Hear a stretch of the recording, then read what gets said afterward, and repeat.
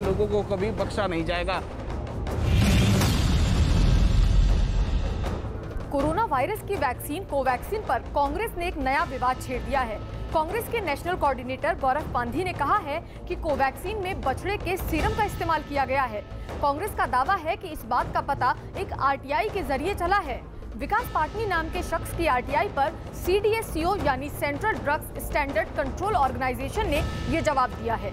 सरकार देश में फ्री वैक्सीनेशन अभियान शुरू कर रही है, लेकिन उससे पहले कांग्रेस के इस दावे पर सियासी घमासान मच गया है। कांग्रेस पार्टी के नेता गौरव ने ट्विटर पर एक वीडियो जारी करके कहा कि कोवैक्सीन में बछड़े का खून मिलाया गया है। Now there is this conversation going around on Covaxin based on an RTI response by the government of India that it consists cow calf serums, which is actually clotted blood obtained after slaughtering the young cow calves. गौरव ने एक RTI के जवाब में screenshot भी share किया। इसके बाद कांग्रेस ने भी आरटीआई को जरिया बनाकर केंद्र पर निशाना साधना शुरू कर दिया। आरटीआई में जो तथ्य सामने आए हैं उसका उत्तर सरकार को और भारत बायोटेक को देना चाहिए, उसके बाद इस पर कोई चर्चा हो सकती है।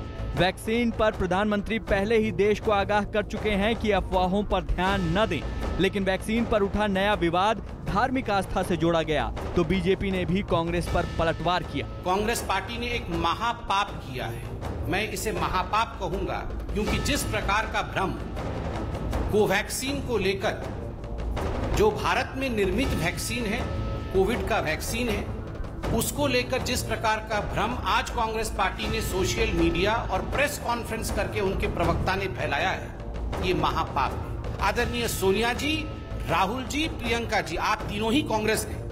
You three are the Congress. आप तीनों बताएं, आप तीनों ने कब अपना पहला डोज लिया और कब अपना सेकेंड डोज लिया? विवाद बढ़ा तो स्वास्थ्य मंत्रालय ने भी इस मामले पर स्पष्टीकरण दिया। कांग्रेस के इस दावे पर स्वास्थ्य मंत्रालय ने कहा है कि वेरोसेल बनाने और उसके विकास में ही बस बछड़े के सीरम का इस्तेमाल किया जाता है। वायरस कल्चर करने की एक तकनीक है और पोलियो, रेबीज और इन्फ्लुएंजा के टीके बनाने में दशकों से इसका इस्तेमाल किया जा रहा है। अंतिम तौर पर बनकर तैयार होने वाली कोवैक्सीन में नवजात बछड़े के सीरम का इस्तेमाल नहीं होता है और न ही ये सीरम वैक्सीन के उत्पाद को बनाने में इस्तेमाल किया गया है। कोवैक्सीन बनाने वाली कंपनी भारत बायोटेक ने भी इस पर सफाई पेश की। वायरल वैक्सीन बनाने के लिए बछड़े के सीरम का प्रयोग होता है। इसे कोशिकाएं विकसित करने के लिए प्रयोग किया जाता है, लेकिन न तो इसे SARS-CoV-2 वायरस को विकसित करने और न ही इसके फाइनल फॉर्मुलेशन में प्रयोग किया गया है। कोवैक्सीन से दूसरे अशुद्ध तत्वों को हटाकर इसे निष्क्रिय वायरस के साथ बनाया गया है। सरकार और कोवैक्सीन बनाने वाली कंपनी के स्पष्टीकरण के साथ ही बीजेपी नेता संबित पात्रा ने कांग्रेस को घेरा। कोई भी कोवैक्सीन में बछड़े या गाय का सीरम नहीं है, कोई भी खून नहीं मिला हुआ है, नंबर 1। और नंबर 2, यह वैक्सीन पूर्णतः सेफ है।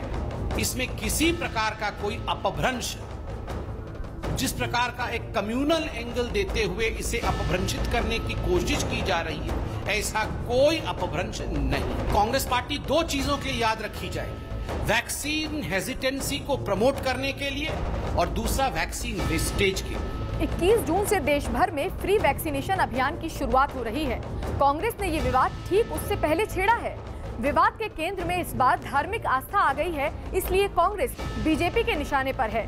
इससे पहले भी विपक्ष के नेता कई बार वैक्सीन को लेकर भ्रम फैलाते रहे हैं और अफवाहें इतनी तेजी से फैली कि गाँव के लोगों ने वैक्सीन लगवाने से इनकार भी कर दिया।